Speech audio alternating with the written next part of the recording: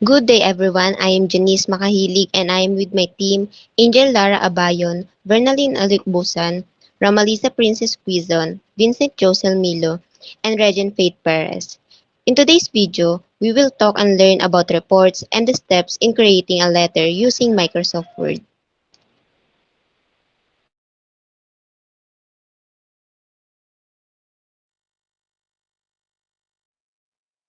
Now, the definition of report is that it is a type of document that presents certain information in an organized manner. So, in writing a report, it serves as a guide to modernize details and improvements and upcoming plans. Report writing also helps in solving problems because the group of committees will be able to easily find out the reason for that certain issue and explain the whole scenario with results with or without the suggestion in the shape of report writing. Next slide po.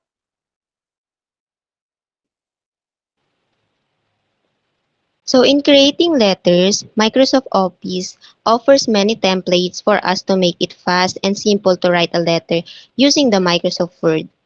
Microsoft itself has developed some of the templates that we can use in creating letters, while others have been contributed by community members and the associates from Microsoft Office. Microsoft also provides specialized and generic templates to remove some of the confusion caused by formatting and font choices. Additionally, for a more professional look, or if you want a professional look, Microsoft Office has a graphic elements and design that are also included in some templates.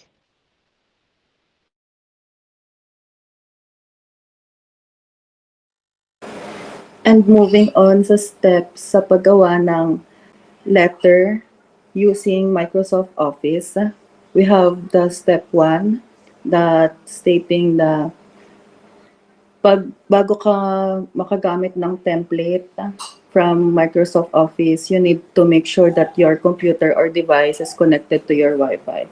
Next step.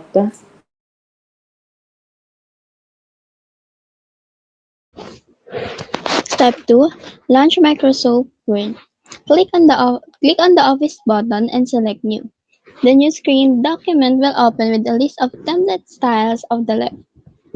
Pag-open mo ng Microsoft Word mo, pindutin mo yung Office button sa may left side and pindutin mo yung New doon, lalabas yung mga document na gagawin mo.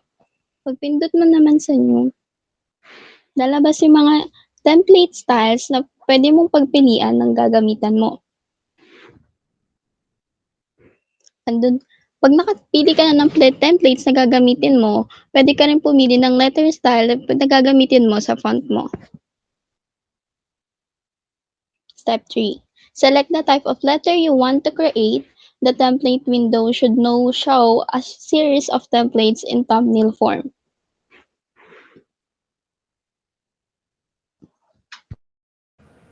So step 4, sabi dito, click on the desired template. If you choose community template, the system will prompt you to accept the community license agreement. The template will download to Microsoft Word and automatically open. Next slide po. So, pag sinabi natin community template, ito yung mga pre-designed or kumbaga sa damit ay ready-made na document and template para sa isang community. At ito yung mga template na madali na lang siyang i-customize. Kumbaga, ilalagay mo na lang yung mga important details na kailangan mo ilagay doon sa template. At itong template na to, nakakatulong siya to save time and effort sa paggawa ng mga documents. So, usually, ang mga community template ay resumes, newsletter, brochures, and reports. Minsan din, madalas, actually, ang community template, ito yung mga template na para siya intended siya for isang community, sa isang group ng mga isang group ng mga tao. For example, para siya sa collaboration or halimbawa, to serve a certain community or group. For example, halimbawa sa mga hospitals, sa mga business, ganon. So, Next slide po. Sa slide na to, pag pinindot natin yung new, makikita natin yung iba't ibang templates.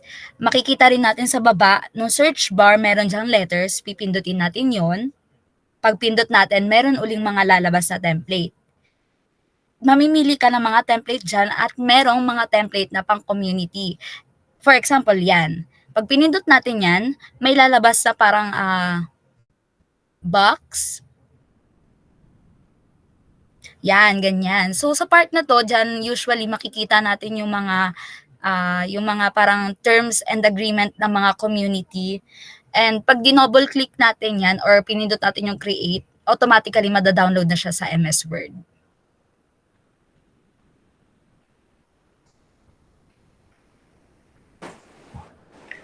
And para naman sa step 5, since nakakuha ka na ng template na gusto mong gamitin, dito ay pwede mo nang ilapat or i-fill yung mga kailangan na i-fill. Like kunwari yung name mo nandoon na rin sa template, papalitan mo na lang yung name mo talaga or yung mga address and yung pinaka-letter na kailangan mo. Moving forward na tayo sa other way ng pag-create ng letters, memo reports, etc. sa MS Word. So here I'm going to demonstrate the other way to create memo, reports, and letters to MS Word. So step 1, open your Microsoft Word. Next po. So step 2, click on New File and Templates or More Templates. Next. So step 3, find the template that you need. So pwede dito na mag-search din sa search bar if you want to find some certain design that you wanted. Like sa ginawa ko, nag-search po ako ng memo and then nag-scroll lang ako until I find that memo na may certain design that I like. Next po. Step 4, double-click the template that you wanted to use or download. So kapag dinouble-click mo yung template na yon, hindi na siya magdadirect pa sa create and ipapakita pa sa'yo yung mga agreement ng template. Diretso na po siyang magda-download sa laptop mo. Ayan, and then step 5, click next and press the tab key to put in a protected space. So, kailangan niyang gawin para para malagay natin sa protected space yung memo natin at para hindi siya ma-delete. Next po. And that's all. Thank you for listening.